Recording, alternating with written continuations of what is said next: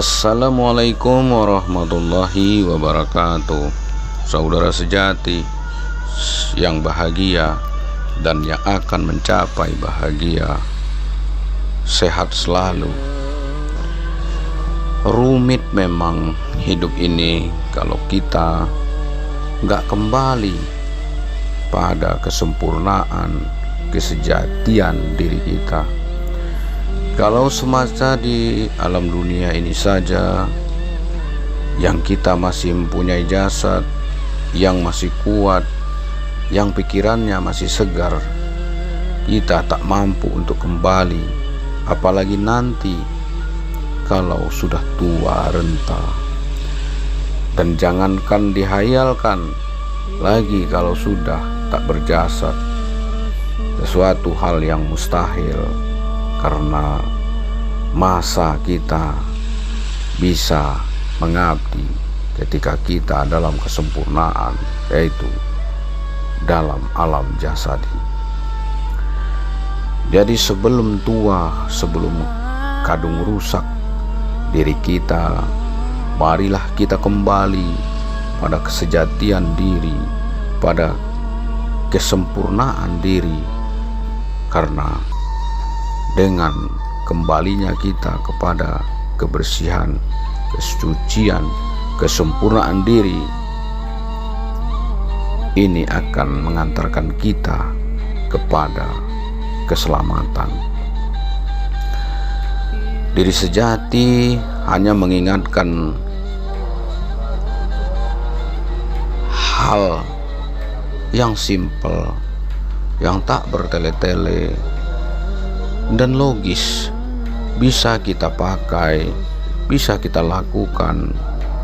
Setiap diri bisa melakukannya. Allah yang Maha Agung, yang Maha Meliputi, sudah mengutus para nabi dari zaman ke zaman sebagai pemberi kabar gembira, sebagai penerang bagi kita, dan sekarang diteruskan oleh guru yang bersanadkan kepada nabi. Nabi itu adalah contoh, prototipe yang harus kita ikuti, yang namanya juga contoh, model. Ya, yang berikutnya harus menyesuaikan dengan contoh. Diri yang berikutnya harus mengikuti diri yang sudah sampai sebelumnya. Nah, inilah yang kadang terjadi pada diri kita tanpa kita sadari, karena belum mempunyai kesadaran yang kuat, sering mengeluarkan kalimat penolakan atau kalimat mengunci diri dari kemajuan, dari kebolehan, dari kesempurnaan. Contoh, ketika dikatakan lihatlah kehidupan Nabi, bagaimana akhlaknya Nabi, bagaimana keimanannya kepada Allah, bagaimana cara dia menjalani kehidupan, lalu diri kita mengeluarkan kalimat, lah itu kan Nabi, dia kan Nabi. Nah, kalimat-kalimat seperti ini tak boleh hadir pada diri kita. Ini kalimat penolakan, ini kalimat pengingkaran, ini kalimat disematkan iblis pada jiwa kita. Ya, kita harus mengikuti Nabi, kita harus seperti beliau. Apa yang dia lakukan untuk mencapai keselamatan wajib kita tiru, wajib kita ikuti. Namanya juga contoh. Yang tidak boleh kita melakukan adalah mengaku nabi.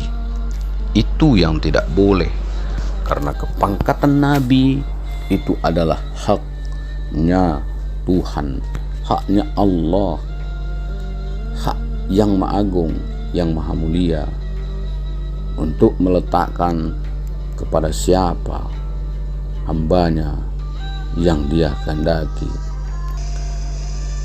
Kalau iman kepada Allah, ya iman juga kepada Nabi. iman juga kepada ajaran yang disampaikannya, sedangkan Allah saja memuji Nabi yang sesuai dengan firman-Nya, sesungguhnya Allah dan para malaikat berselawat kepada Nabi. Hai orang-orang yang beriman, bersalawatlah kamu kepada Nabi. Nah, kalau Allah saja bersalawat kepada Nabi, masa kita tidak? Namun salawat kita jangan hanya di mulut saja.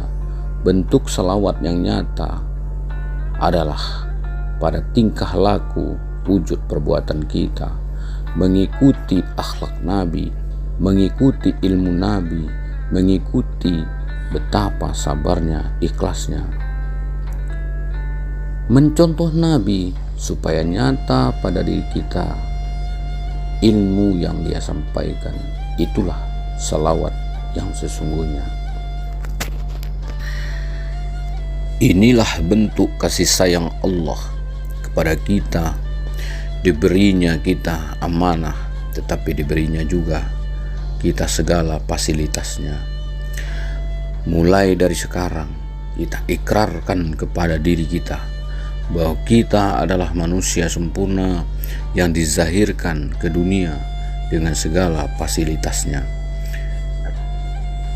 Diutus Rasul sebagai penyampai ilmu Allah, diberi Nabi sebagai contoh nyata ilmu Allah, diberi kita untuk pengingat ilmu Allah, diberi guru sebagai pembimbing yang kesemuanya itu akan nyata senyata-nyatanya pada diri kita jika kita iman dan takwa, dan bentuk keimanan ketakwaan itu adalah taat akan perintah dan larangan. Sesungguhnya Allah itu maha suci, maha sempurna, Rasul suci sempurna, Nabi suci sempurna. Maka wajib diri kita menjaga kesucian, kesempurnaan diri agar mampu masuk diri yang selamat, termasuk diri-diri yang diselamatkan. Barakallah